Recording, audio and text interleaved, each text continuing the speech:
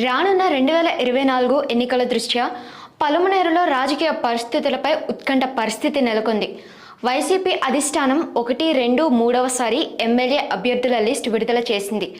అందులో కూడా పలమనేరు ఎమ్మెల్యే వెంకటగౌడ్ పేరు లేకపోవడంతో ఇటు వెంకటగౌడ్తో పాటు కార్యకర్తలు, అభిమానులు కూడా నిరాశ చెందారు.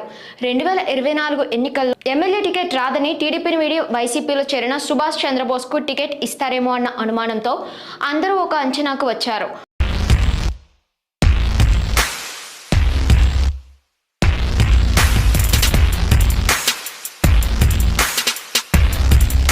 వారి అంచనాలను తలకిందులు అయ్యేలా మరోసారి పలమనేరు ఎమ్మెల్యే టికెట్ వెంకటగౌడ్కు కేటాయించారు వైసీపీ అధిష్టానం. వెంకటగౌడ్ టికెట్ కన్ఫర్మ్ అవగానే టీడీపీ నేత మాజీ మంత్రి అమర్నాథ్ రెడ్డి సూటిగా బాణాలను సంధిస్తూ వస్తున్నారు. గత ప్రభుత్వంలో టాస్క్ ఫోర్స్ అనేది ఉండేది, దానికి ఒక సిస్టమ్ ఉండేది. ఈరోజు అసలు ఆ టాస్క్ ఫోర్స్ ఉందా?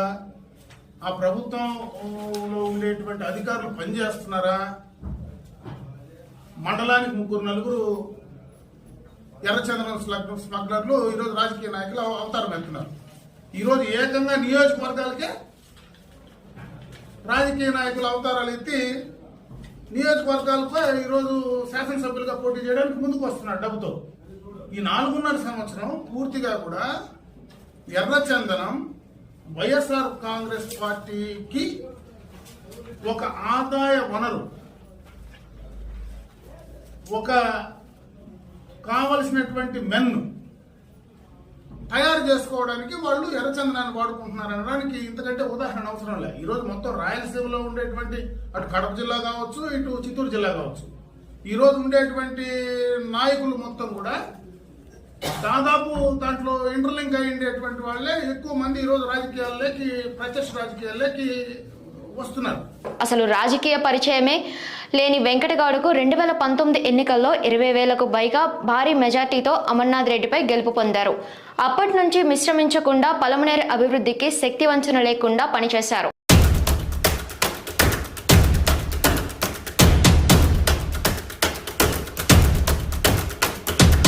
ఎన్నో అవరోధాలు ఎదురైనా గడప గడపకు కార్యక్రమం ముగించారు వెంకటగౌడ.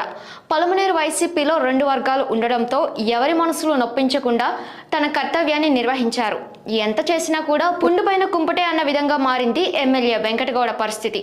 సొంత పార్టీల్లో నేతలే అసమ్మతి సెగలు కళ్లకు కట్టినట్లు కనిపిస్తున్నాయి. గతంలో వెంకటగౌడ కార్యక్రమంలో ఎటు చూసినా కార్యకర్తలు, అభిమానులు భారీ సంఖ్యలో దర్శనమిచ్చేవారు. ఇప్పుడు మాత్రం అతి కొద్ది మంది మాత్రమే దర్శనమిస్తున్నారు.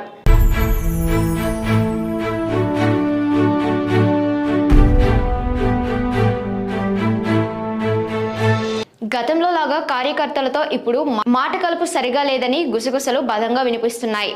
ఎంత గుసగుసలు ఉన్నా కూడా తమ పార్టీ నాయకుడిని గెలిపించుకునే పనిలో ఉన్నారు నాయకులు, కార్యకర్తలు.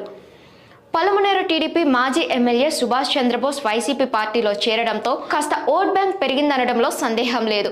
పలుమార్లు ఎమ్మెల్యేగా గెలిచిన రాజకీయ అనుభవం ప్రస్తుత ఎమ్మెల్యేలో వెంకటగౌడ విజయానికి నాంది కావచ్చు. ఇది ఇలా ఉంటే 2014లో వైసీపీ పార్టీ తరపున అప్పటి టీడీపీ నేత సుభాష్ చంద్రబోస్పై అమర్నాథ్ రెడ్డి భారీ మెజార్టీతో గెలుపొందారు. గత కొన్ని నెలలుగా బాగానే ఉన్న పరిస్థితుల కారణంగా వైసీపీని వీడి తెలుగుదేశం పార్టీలో చేరి మంత్రిగా పలమనేరుకు సేవలందించారు.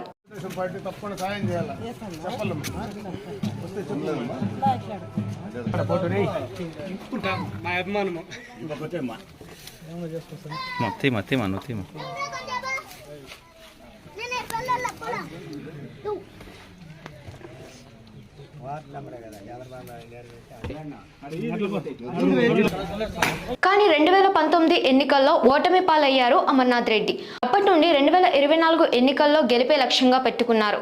పలమనేరులో ఇంటింటికి తెలుగుదేశం కార్యక్రమంలో ఇప్పటికే పలమనేరు నియోజకవర్గం అంతా కలిసి తిరిగారు. వైసీపీ పార్టీ వచ్చిన తర్వాత ఎటువంటి అభివృద్ధి జరగలేదని, అభివృద్ధి జరుగుంటే అది తెలుగుదేశం పార్టీ అధికారంలో ఉన్నప్పుడే అంటూ చెప్పుకొస్తున్నారు అమర్నాథ్ రెడ్డి. మేమేమైనా తక్కువ తిన్నామా అంటూ వైసీపీ ఎమ్మెల్యే వెంకటగౌడ మా ప్రభుత్వంలోనే అభివృద్ధి జరిగింది అంటూ, ఎక్కడ అభివృద్ధి జరగలేదో నిరూపించండి అంటూ సవాల్ విసిరారు వెంకటగౌడ.